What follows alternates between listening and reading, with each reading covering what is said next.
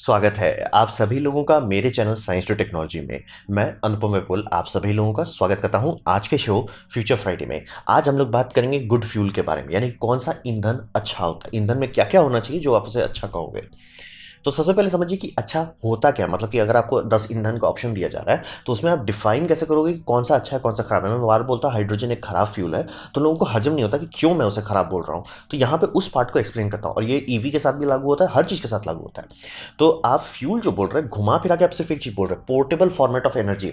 अब वो एनर्जी कहाँ से है वो फर्क नहीं पड़ता, जैसे सुपरनोवा से एनर्जी आता है, जो आपका न्यूक्लियर हाई मतलब ये समझिए न्यूट्रॉन काउंट वाले एलिमेंट्स होते हैं, हैवी एलिमेंट्स जैसे कहते हैं, उसको आप स्प्लिट कर रहे हो तो आप वहाँ का एनर्जी निकाल रहे हो, बस वो एनर्जी कैरियर है। आप न्यूक्लियर से निकाल रहे हो तो वो मतलब सुपरनोवा का निकाल रहे हो, या कोई फ्यूल बर्न कर रहे हो तो वो पुराने टाइम का सोलर एनर्जी है। तो वो बस एनर्जी को ए टू बी कर रहा है, या टाइम में भी कर रहा है कि मतलब 10 साल पहले का फ्यूल आप आज खपत कर रहे हो, तो बस वो पोर्टेबल बना रहा है एनर्जी को, और कुछ नहीं कर रहा है, एनर्जी पोर्टेबल बन रहा है। तो अच्छे फ्यूल का क्या क्या हॉलमार्क होगा कि ये अगर फ्यूल में है तो बल्ले बल्ले, नहीं है तो नहीं अच्छा है। जैसे सबसे अच्छा होता है इजी टू ट्रांसफर, मतलब मैं आराम से इधर से उधर ले जा सकूँ, जैसे कि आराम से आप कोई भी बॉटल में रख लीजिए, कोई भी कैन में रख लीजिए। इजी टू ट्रांसफर, इधर ए टू बी करना में दिमाग नहीं लगना चाहिए, कम से कम जितना सिंपल जितना डम उतना रिलायबल। स्टोरेबल होना चाहिए, यानी कि आप इसे रख के भूल सकते हैं कि मैंने इसमें फ्यूल रखा, रख के मैं भूल गया, मतलब रखा हुआ है कुछ साल तक, कोई टेंशन नहीं है, कोई लोड लेने की जरूरत नहीं, वो होता है। प्लस ये सेफ एंड सस्टेनेबल होना चाहिए सिचुएशंस में, स्टेबल।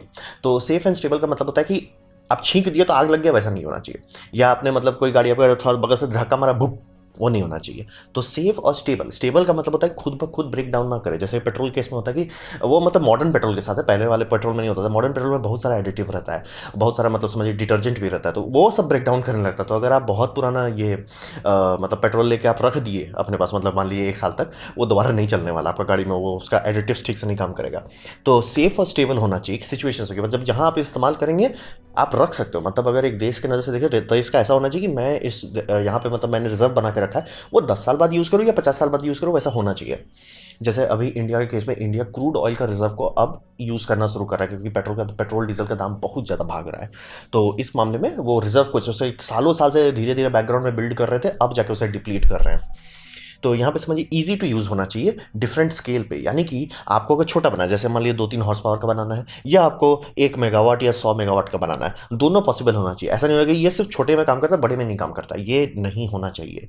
तो अच्छे फ्यूल का यही है, समझ लीजिए कि पहला easy to transfer, A to B करना बहुत आसान हो, रखना भी आसान हो, और वो सेफ और सस्टेनेबल की, मतलब आप थोड़ा सा भी गलती के बूम नहीं हो जाए। मतलब हर चीज़ का एक लिमिट होता है कि आपके अगर एनर्जी रख रहे हो वो कहीं ना कहीं से निकल सकता है अनकंट्रोलेबली, लेकिन मतलब रिलेटिवली होना चाहिए, मतलब बहुत उसके आसपास केयरफुल रहने की ज़रूरत नहीं पड़ना चाहिए। और उसका इस्तेमाल अलग अलग साइज़ पे होना पॉसिबल होना चाहिए, जैसे आपको 5 हॉर्स पावर का चाहिए या 5 मेगावाट का चाहिए, जो चाहिए आपको होना चाहिए। और कॉस्ट इफेक्टिव होना चाहिए, अगर वो कॉस्ट इफेक्टिव नहीं है तो आप मार घूम लीजिए, लेकिन वो कभी नहीं सक्सेस होने वाला।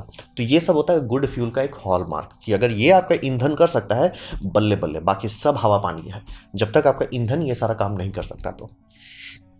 तो सबसे पहले बात करते हैं सबसे परफेक्ट फ्यूल इंसान के पास जो अभी है, वो है डीजल। डीजल क्यों परफेक्ट है? डीजल एक हैवी हाइड्रोकार्बन में आता है, यानी कि उसमें C10 से लेकर C15 तक का आता है। C15 से C20 तक अगर आप जाने लगोगे तो उसे जेट फ्यूल कहते हैं, मतलब वो थोड़ा और हैवी होता है। तो इसकी सबसे बड़ी बात ये होती है कि अगर इसको आप गाड़ी के कंपेयर में देखें, या खासतौर पर बड़ी गाड़ी के कंपेयर में देखें, तो इसकी इफिशियंसी 5 से 10% ज़्यादा होता है पेट्रोल से। ये बहुत अच्छा इफिशियंसी देता है, मतलब कि आपका कितना मेगा जूल आपके टंकी में था, उससे कितना मेगा जूल आपका चक्का में गया, वो काफ़ी अच्छा है, मतलब पेट्रोल से तो बहुत बेटर है। और अगर आप बड़ा बनाते हैं, कि मैंने जैसे कंटेनर शिप में बहुत बड़े बड़े इंजन लगते हैं, पागल जैसा बड़ा बड़ा साइज का इंजन लगता है, तो वो सब भयानक इफिशियंसी रियल वर्ल्ड में अचीव कर जाता है, जो है 54%। ये बात समझिए, ऐसा कोई इंजन नहीं है जो 54% के आसपास भी आ सके। 50% actual real world energy efficiency बहुत ज़्यादा होता है। तो इफिशियंसी के मामले में समझ लीजिए। दूसरा, अब आप बात करते हो ये ईंधन है, फ्लैमेबल है, ट्रक में लिखा जाता है, वार्निंग दी जाती है, तो क्या ये सेफ है?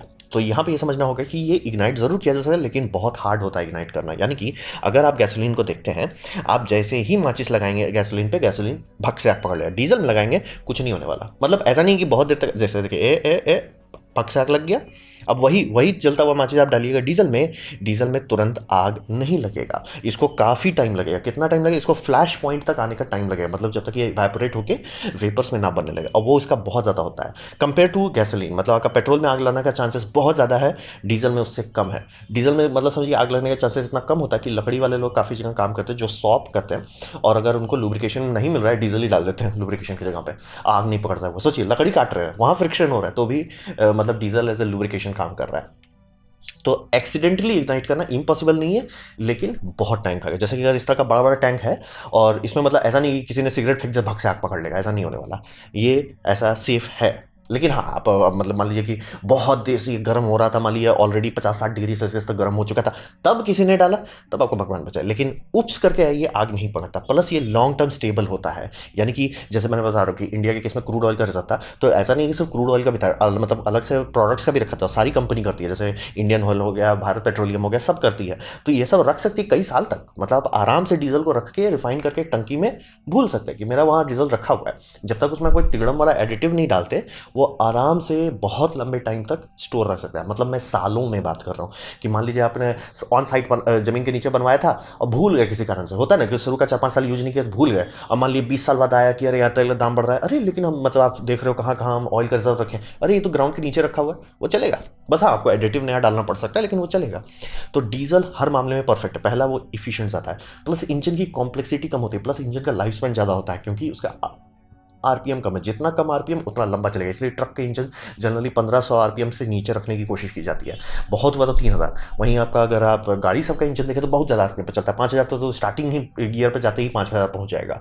तो ये समझना जरूरी है, हर मामले में डीजल एक परफेक्ट फ्यूल है। ये आपका कंपटीशन है, मतलब अगर आप बदलना चाहते हैं फॉसिल फ्यूल को तो आपको डीजल को बीट करना पड़ेगा। बिना डीजल को बीट किए कोई मतलब। अब अगर पेट्रोल पे ट्रैक्टर नहीं चलता है, पेट्रोल पे आपका ट्रक नहीं चलता है, पेट्रोल पे आपका इकोनॉमी नहीं चलता है, इसीलिए समझिए डीजल बहुत इंपॉर्टेंट है। तो अब बात करते हैं इलेक्ट्रिक व्हीकल का। तो इलेक्ट्रिक व्हीकल का सबसे बढ़िया बेनिफिट जीरो एग्जॉस्ट, मतलब बाहर कुछ नहीं निकल रहा है, मतलब पूरी तरह से सील है। आप पानी के अंदर चलाइए, स्पेस में चलाइए, उसको कोई फर्क नहीं पड़ने वाला। जीरो एग्जॉस्ट, बल्ले बल्ले। इफिशियंसी, यानी कि आपने ग्रिड से मान लीजिए 1 गीगावाट खरीदा, कितना आपके चक्का में गया? 85%, जो कि काफ़ी अच्छा। एक्चुअली इससे वही ऊपर जाया जा सकता है, लेकिन अब समझ रहे मतलब इतना बार जनरेटर में एनर्जी बार ये मतलब आपने बिजली खरीदा तो बिजली आपको डायरेक्ट थोड़े दे दिया जाता है, वो ट्रांसफार्मर में आता है, स्टेप डाउन होता है, फिर स्टेप डाउन होने के बाद आपका वो चार्ज कंट्रोलर में जाता है, बहुत सारा स्टेप्स हैं, तो उस कारण से इफिशियंसी एकदम बल्ले बल्ले नहीं होता, लेकिन 85% आराम से मिलता है। और अगर इंडिया के इसमें ठंडा का मौसम में चलेंगे तो ऑलमोस्ट 90 मिलेगा, क्योंकि इंडिया का ठंडा उतना ठंडा नहीं होता, वो बैटरी का ऑप्टिमम टेम्परेचर आता है, तो बल्ले बल्ले चलता है। तो इफिशियंसी बहुत बढ़िया है, लेकिन बैटरी सबसे बड़ा वीक लिंक है, यानी कि उसका लाइफ स्पैन बहुत लिमिटेड होता है। यानी कि आप डीजल की गाड़ी आराम से ऐसा देख सकते हैं कि जो पुश्तों से चलाई जा रही है, चला ही जाए। ट्रक देखेंगे, कंपनी लिटरली मतलब कई बार होता है कि छोटी कंपनी ये होती है बैंकरप्ट होती है, उसको बेचना पड़ता है, उसके गाड़ी का इंजन को तब भी ये करके लोग पॉलिश करके करते हैं। वो जब तक ये इमिशन स्टैंडर्ड नहीं बदल रहे थे तब तक तो लिटरली लोग गाड़ी को घिसे जा रहे थे, 60 साल से चल रहा था। डीजल बहुत लंबा चलता है, उसका लाइफ स्पैन बहुत ज़्यादा होता है। बैटरी का अभी का लाइफ स्पैन बहुत कमजोर है, मतलब डीजल के कंपेयर में, पेट्रोल के कंपेयर में मोरलेस है, इसीलिए गाड़ी के केस में उतना ही मतलब ये होता है, क्या बोलते हैं, मोरलेस आप बाइक कर। ट्रक के केस में बात करोगे तो नहीं होगा, क्योंकि उसका लाइफ स्पैन बहुत कम होता है। फिर आप एनर्जी सप्लाई कैसे करोगे? क्योंकि जैसे मान लीजिए आपके देश ने एनर्जी का व्यवस्था कर लिया, बम बम सोलर फार्म लगाया, बम बम हाइड्रो पावर प्लांट लगाया, खूब सारा ऑफशोर विंड फार्म कर दिया, बायोमास कर दिया, बायोगैस कर दिया, हर चीज़ कर दिया कि एनर्जी का कमी नहीं है। बात है उसे आप डिस्ट्रीब्यूट कैसे करोगे? हर जगह तो आप ये नहीं कर सकते ना, मतलब स्पीड चार्ज ये फास्ट डीसी फास्ट चार्जिंग नहीं बना सकते, क्योंकि वो बहुत ज़्यादा महंगा होगा। मतलब $1 मिलियन खाता है 1-2 यूनिट के लिए। $1 मिलियन में आप पूरा पेट्रोल पंप बना देंगे, ये 1-2 मतलब स्पीड चार्जर का खा जाएगा, उतना दाम होता है। तो ऑब्वियसली आप नहीं कर सकते। और एसी फास्ट चार्जिंग उसका स्टैंडर्ड ही अभी तक नहीं बना है हर जगह। अभी सोच लीजिए जितना इंडिया में टू व्हीलर ईवी आ रहा है, सबको लूज मोशन है, सब मतलब हम अपना प्लग बनाएंगे, हम अपना प्लग बनाएंगे, भाई कैसे डिलीवर करोगे एनर्जी? तो ये सब भी एक लिमिटेशन है। और लॉन्ग टर्म तो ये होता नहीं, मतलब जैसे ये ई रिक्शा बहुत सक्सेसफुल हो गया है, इंडिया में छा गया है, ऑटो सब की बैंड बजा दिया है, और मैं लिख के देता था आपके शहर में भी होगा, मेरे शहर में भी है। लेकिन इसका सबसे बड़ा प्रॉब्लम क्या है कि ये इसमें अगर आपने एनर्जी रखा और मान लीजिए आप 1-2 हफ्ते के लिए बाहर गए, वापस आएंगे, एनर्जी उतना रहेगा नहीं, मतलब काफ़ी % लॉस हो जाएगा। और इसको लॉन्ग टर्म कर दिया, जैसे मान लीजिए आपने अपना टाटा का ये नेक्सॉन को चार्ज कर लिया बल्ले बल्ले और भूल गए, मतलब ये चलेगा कहीं जगह पे, या लॉकडाउन पड़ गया, तो उसके बाद तो इसकी एनर्जी खत्म हो जाती है। तो महीनों में तो आप बात ही नहीं कर सकते, साल 1.5 साल का तो बात सोचना भी नहीं है आपको, वो एनर्जी लॉन्ग टर्म में नहीं रख सकता, ये इसका काफ़ी बड़ा वीकनेस है। और ये सब मैनेज हो सकता है, जितने भी मैंने प्रॉब्लम बताए मैनेज हो रहे, तभी तो ई रिक्शा तभी तो सक्सेसफुल है, तभी तो ये सब गाड़ी बन रही है। मतलब थोड़ा सा दिक्कत है, थोड़ा सा आपको हर्डल है, परफेक्ट नहीं है, लेकिन गाड़ी खुल तो गई। लेकिन बात है इसका सबसे बड़ा लिमिटेशन जो मैंने बताया था कि स्केल होना चाहिए, कितना बड़ा आप बना सकते हैं। यहाँ पे आप नहीं बना सकते जो कई मेगावाट पे चले। ऐसा क्यों? क्योंकि बैटरी का वजन इतना बढ़ जाएगा कि वो अपना ही वजन नहीं कैरी कर पाएगा। इसीलिए बैटरी पे ट्रक नहीं बनाया जा सकता। आप बनाने का बना दो, वो साइज भी सेम दिखेगा, लेकिन प्रॉब्लम होगा कि हर रोड का एक क्लियरेंस लॉ होता है कि आप इस रोड पे इतना वजन ही लेके चल सकते हो। नहीं, अगर इससे ज़्यादा वजन आप ले जाते हो, जैसे मान ली कोई हैवी ट्रक है, तो उसका टैक्स ब्रैकेट बढ़ जाता है, उसके लिए अलग परमिट लेना पड़ता है। नॉर्मल ट्रक का एक लिमिट है कि भैया आपका टोटल मतलब जितना वजन आप जमीन को छू आ रहे हो वो एक टनेज के नीचे रहना चाहिए। अगर आपका वो टनेज में से आधा ज़्यादा टनेज आपका ये बैटरी खा जा रहा है, तो आप लेग कैरी क्या करोगे? तो ये समझना बेहद जरूरी, इसीलिए बड़ा नहीं वैसा। और प्लेन तो सवाल ही नहीं है, जंबो जेट का तो सोचना ही नहीं है। छोटा सा प्लेन ट्रेनिंग प्लेन के तौर पे अभी लोग बना रहे हैं और खूब प्रॉफिट हो रहा है, क्योंकि ट्रेनिंग में स्कूल में क्या बार बार उड़ो बार बार लैंड करो, उस केसेस में ये बल्ले बल्ले है। लेकिन मतलब अगर आप जंबो जेट का बात करें तो भूल जाइए। 50 लोग से ऊपर का बात कर रहे हैं, भूल जाइए कि 50 लोग को ए पॉइंट से 2 पॉइंट तक ले जा सकें, भूल जाइए। तो इलेक्ट्रिक व्हीकल का इसीलिए परफेक्ट रिप्लेसमेंट नहीं है इसका, मतलब आपका इंटरनल कंबशन इंजन का, खासतौर पर डीजल का। अब बात करते हैं हाइड्रोजन। तो हाइड्रोजन का सबसे बड़ा प्रॉब्लम होता है कि अगर आप ईवी का इफिशिएंसी आपको 85% कम अगर लग रहा था, तो ये 50% से नीचे रहता है, और वो भी 50% बहुत ज़्यादा ऑप्टिमिस्टिक है। रियल वर्ल्ड में किसी ने अभी तक उतना नहीं पहुंचा, लेकिन पहुंच सकता है, ऑलमोस्ट छू सकते हैं, थोड़ा जोर लगा सकते हैं, क्योंकि बार बार की एनर्जी अपना स्टेट नहीं चेंज करना। जैसे इलेक्ट्रिकल एनर्जी को इलेक्ट्रिकल फॉर्मेट में रखेंगे, वो काफ़ी इफिशिएंट रहता है। लेकिन अगर आप इलेक्ट्रिकल एनर्जी को लेके आप ये करते हो कि हम उसे केमिकल फॉर्मेट में बदल देंगे, वो बहुत एनर्जी लॉस कर जाता है। तो हाइड्रोजन के साथ वही होता है कि आप उसे ये लेके मतलब इलेक्ट्रिकल एनर्जी को आप केमिकल एनर्जी में बदल दे रहे हो, बल्ले बल्ले बात है, और आपको फ्यूल लाइक रिफिलिंग मिल रहा है। ये सबसे बढ़िया बात होता है इसका कि भैया गाड़ी का सिर्फ पुक लगाए, हाई प्रेशर गैस गया, फुल हो गया, टुक से निकाल दिया, काम खत्म, जाओ आगे बढ़ो। नो स्पीड चार्जिंग, नो हुला लला, नॉर्मल काम करता है। लेकिन यहीं पे मैं बार बार बोलता हूँ कि हाइड्रोजन बहुत गंदा फ्यूल है, क्योंकि हाइड्रोजन को बेचने वाले आपको ये बोलेंगे हाइड्रोजन हैज़ 120 मेगाजूल पर किलोग्राम, जो कि बहुत ज़्यादा है। उसको अगर गैसोलीन यानी कि पेट्रोल से कंपेयर करेंगे, पेट्रोल आता है 43 मेगाजूल पर किलोग्राम। तो बात सही है कि भाई हाइड्रोजन में बहुत ज़्यादा एनर्जी है। अब तिगड़म ये है कि ये एनर्जी किलोग्राम में बताया जा रहा है। आपको सुन के सेंस लग रहा होगा कि हाँ किलोग्राम तो नॉर्मल बात है भाई, पेट्रोल थोड़ा सा हल्का होता है, 1 किलोग्राम से पानी लगभग 1 लीटर 1 किलोग्राम होता है, तो मतलब कौन सा बड़ी बात है, 1 किलो उतनी बड़ी बात तो है नहीं। तिगड़म यह है कि हाइड्रोजन लाइटेस्ट गैस है, यानी कि अगर आप डीजल का लीटर में देखें, यानी कितना लीटर का आप टंकी बनाते हो, और ये बात भी कर रहा हूँ कि अगर आप डीजल का टंकी बनाते हो, उसे प्रेशर में नहीं रहना है, वो नॉर्मल टंकी है, वो आपका आराम से 35 मेगाजूल पर लीटर दे सकता है। यानी 1 लीटर का अगर आपके पास टंकी है, उसमें 35 मेगाजूल जा रहा हो, चलो ठीक है। गैसोलीन थोड़ा सा कम रहता है, वो कहिए 32 के आसपास रहता है, ठीक है। अब आप सीएनजी पे आते हो, सीएनजी काफ़ी नीचे आ जाता है, लेकिन याद रखिए अब सीएनजी को आपको हाई प्रेशर पर रखना है, तो सीएनजी को आपको जनरली 200 बार्स पर रखा जाता है। जो भी आप सीएनजी फिलिंग स्टेशन देखते हैं, उसमें अगर आप ध्यान देंगे कि वो जो गैस का नोजल रहता है उसके आसपास देखें एक मीटर रहता है, थोड़ा ध्यान से देखिए, दिखा देगा कितना पीएसआई पे चल रहा है, और बार्स पे तो 200 बार पे उसमें आपकी एनर्जी बहुत नीचे आ गई, मतलब आप 9 के आसपास आ गए हो मेगाजूल पे। अब अगर आप लिक्विड हाइड्रोजन यानी कि जो रॉकेट में इस्तेमाल किया जाता था, जैसे स्पेस शटल या एसएलएस में, वहां पे आप बात कर रहे हो 8 मेगाजूल।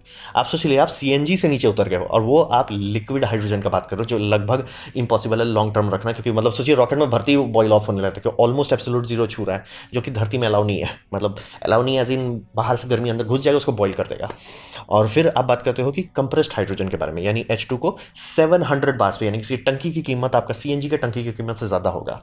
ये आपका आराम से रोध होके 5 मेगाजूल पे आ रहा है। और अगर आप 350 बार यानी कि टंकी घुमा फिरा के मतलब आपका एलपीजी सिलेंडर के साइज का होगा, ये 2 मेगाजूल पे आ रहा है। तो समझना बेहद जरूरी कि इसीलिए मैं बोलता हूँ हाइड्रोजन बहुत गंदा फ्यूल है, क्योंकि उसको कैरी करना इम्पॉसिबल है। लिक्विड फॉर्मेट में भी उसमें एनर्जी नहीं है। आपको सबको ये किलोग्राम बता के उड़ा देता है, बस ये नहीं बताते लीटर में क्या आएगा, लीटर में कुछ नहीं आएगा। तो ये समझना बेहद जरूरी, इसीलिए ये बार बार फेल होता है। 1970 से सब लोग इसको बना रहे हैं, अभी तक क्यों नहीं हुआ? 1970 में कैसे मोबाइल फ़ोन आते थे? आते ही नहीं थे। अभी क्या आ गया आपके पास में? स्मार्टफोन रखे हुए, ध्यान भी नहीं देते, हर 2 साल में फेंक देते हैं। तो हाइड्रोजन क्यों नहीं हुआ? कारण वही है कि ये डिपार्टमेंट लोग हटा देते हैं कि भैया मेगाजूल देखो, मेगाजूल देखो, मेगाजूल देखो, मेगाजूल। अरे भैया मेगाजूल पर लीटर भी तो बता दो, वहाँ पे बस वहाँ पे फुस हो जाते हैं।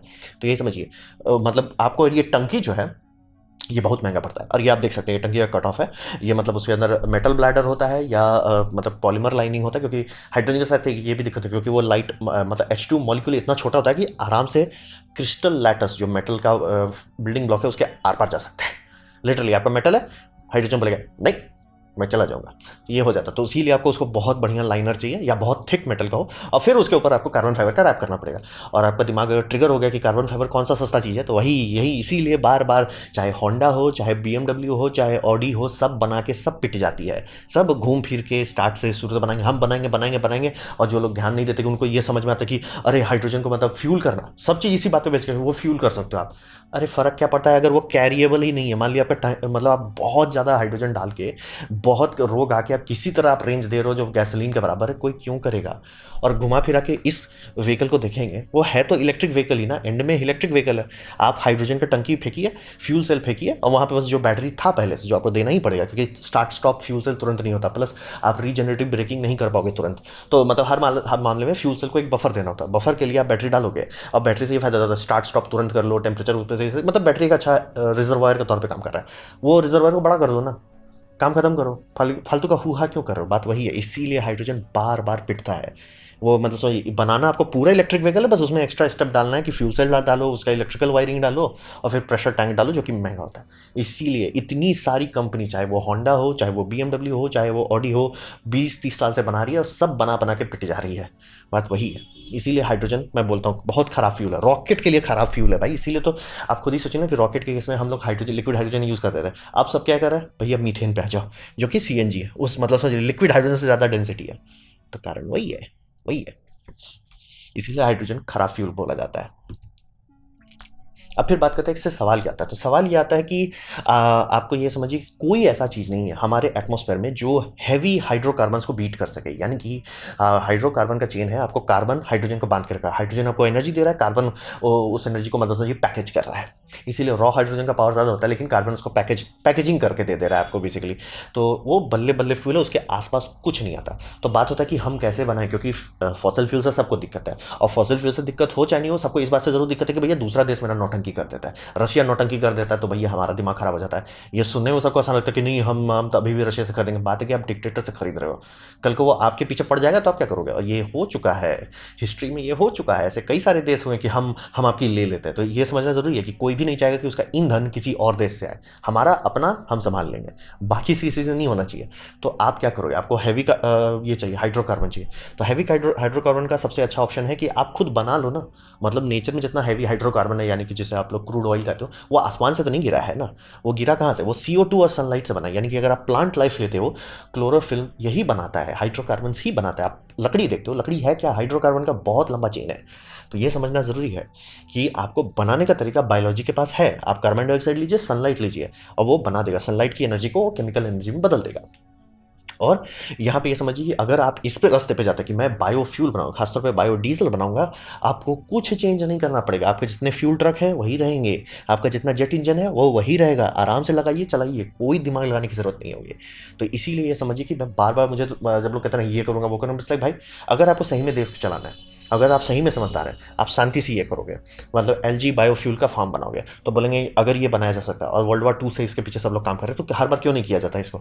घूम फिर के इसका एक ही कमी है कि ये बड़े स्केल पे काम करता है, छोटे स्केल पे उतना प्रॉफिटेबल नहीं होता है। अब कोई भी कंपनी जैसे मान ली बनाता है छोटे स्केल पे, बहुत छोटे स्केल पे बना के दिखाता है, तो लोग कहते हैं कि ठीक है आपने बना लिया, बल्ले बल्ले, सब एवरीथिंग इज वर्किंग फाइन। पर लीटर कितना, तो बोलता है पर लीटर 500 रुपया लीटर आ रहा है। तो लोग बोलते हैं मैं क्यों खरीदूँ, बोलता है सर ये प्रोटोटाइप है, छोटा है, मतलब ये सब छोटा है। तो मतलब यहाँ से आप टेस्टिंग कर सकते हो कौन सा LG का ब्रीड चलाएंगे, मतलब जितना भी आप सिस्टम ऑप्टिमाइज करना है वो आप कर सकते हो। लेकिन इसके बाद बड़ा बड़ा बनाना होगा, जैसे कि सोलर फार्म जो है, 1-2 मेगावाट का सोलर फार्म उतना फायदेमंद नहीं होता, लेकिन 500 मेगावाट, 2 गीगावाट, 4 गीगावाट, 20 गीगावाट का बात करते हैं, तब वो प्रॉफिट देने लगता है ना, बड़ा वाला प्रॉफिट। वैसे ही समझिए इसमें भी वही है कि जैसे हम लोग बड़े बड़े सोलर फार्म बना रहे हैं, ये बड़े बड़े बनाने पड़ेंगे। या तो ये भी नहीं करो, आप सी पे सी वीड फार्म लगा दो, और वो आराम से सी वीड आपका आराम से कलेक्ट करके, उसका इफिशियंसी कम होगा, लेकिन आपको जमीन नहीं खपत करना पड़ेगा। अगर आपका जमीन का कमी है इंडिया में, जैसे आप कह सकते हो जमीन की कमी है, ठीक है, बल्ले बल्ले, हमारे पास सी कोस्ट तो बहुत बड़ा है ना, तो वहाँ पे ये कर लो। और समझिए कि खराब आइडिया जो होता है ना, अगर मार्केट में आ जाता है, तो वो अच्छे आइडिया को टेबल से हटा देता है। जैसे कि आज के टाइम में कोई ऐसा चीज़ नहीं है, मतलब ये जैसे मैं बात करता हूँ टेस्ला का, ये battery one of the best है, 4680, अगर वो डिलीवर कर पाते हैं जिस टाइम पे, जिस प्राइस पे वो बात कर रहे हैं, वो धो देगा सब EV को। क्या तब भी वो डीजल के आसपास भी आएगा, नहीं, सवाल ही नहीं। दूर दूर तक सवाल नहीं है।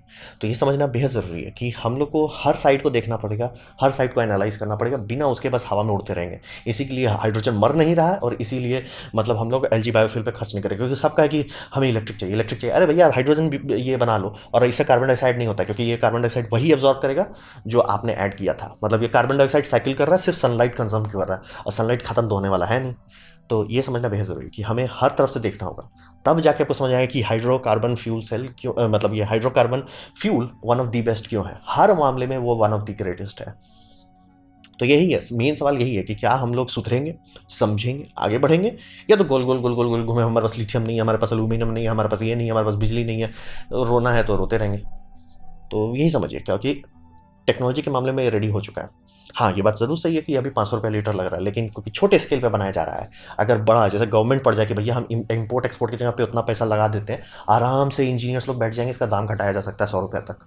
और जब हो जाएगा फिर आपका ये हो गया ना कि भाई हमें टेंशन नहीं लेना, बाहर वाले आप लोग हुलूलू करो, हमारा अपना है, हमें दिक्कत नहीं है कि आप लड़ो मरो। हम आप चाहते हो कि हम आपसे हाथ काट लें, ठीक है, हम आपसे हाथ काट लेते हैं, कोई दिक्कत नहीं है। तो यही यही सवाल हमें सॉल्व करना है। या तो हम लोग लड़ते रहें इलेक्ट्रिक व्हीकल को पीछे सक्सेस बनाने में, जो कि आधा भी नहीं होने वाला डीजल का, या तो शांति से एलजी बायोफ्यूल पे चले जाएं। और वो एथेनॉल उथेनॉल क्यों बना रहे हो, तो मुझे जेन्युइनली गुस्सा लगता है कि भैया फार्मेबल लैंड को क्यों बर्बाद कर रहे हो। बट वही बात है कि बुरा आइडिया कभी अगर चिपक जाता है ना किसी दिमाग में, तो अच्छे आइडिया को हटा देता है, और लोग आग लगा ही लेते हैं अपनी ज़िंदगी में। श्रीलंका को देख लीजिए। तो ये था मेरा प्रेजेंटेशन अच्छे फ्यूल के बारे में, गुड फ्यूल के बारे में। तो उम्मीद करता हूँ आपको अच्छा लगा, कुछ सीखने को मिला, कुछ समझ में आया। अगर ऐसा है लाइक कर दे, दोस्तों शेयर कर दे, उससे मेरा काफ़ी भला होगा। नहीं अच्छा लगा, नहीं पसंद आया, कोई बात नहीं, आप डिसलाइक दबा सकते हैं। मैं कहूँगा डिसलाइक 2 बार दबाएं, उससे मुझे पता चलेगा कितना ना पसंद हुआ है। मैं आपसे कहूँगा कि कॉमेंट लेके मैं हर कमेंट को पढ़ने की कोशिश करता हूँ। आपसे कहूँगा सब्सक्राइब कीजिए, बेल दबाइए अगर आप फ्री हैं तो। आपने मेरा वीडियो देखा, जान के मुझे बहुत खुशी हुई। धन्यवाद।